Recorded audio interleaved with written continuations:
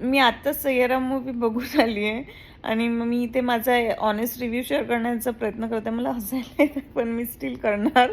मला पहिली गोष्ट प्रश्न विचारायचा आहे, जे Instagramवर जे पण हे लोकांनी जे चालून ठेवलेलं आहे, रडापडीचं चक्कर आहे ना, हे पण जितके पण काही नाटकं आहे, कशासाठी? कशासाठी इतकं ओव्हर हाईप करून ठेवलेलं आहे? काहीच नव्हतं मूव्हीमध्ये इतकं ओव्हर हाईप करण्यालायक.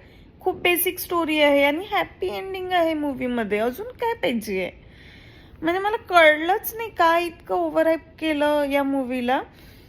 ॲक्टिंग छान आहे नो डाऊट. ॲज अ डेब्युटंट दोन्ही ॲक्टरनी छान काम केलेलं आहे, सॉरी. त्यानंतर याच्यापेक्षा मला आशिकी 2 जास्त इमोशनली कनेक्ट फील झालं होतं त्या मूव्हीमध्ये. मे बी मी माझ्या 20sमध्ये होती, अर्ली 20sमध्ये म्हणून पण.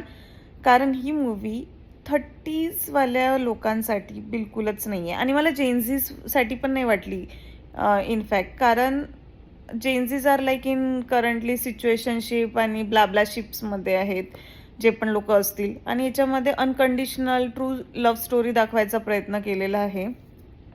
सो मला ती जेनझीसाठी पण नाही वाटली.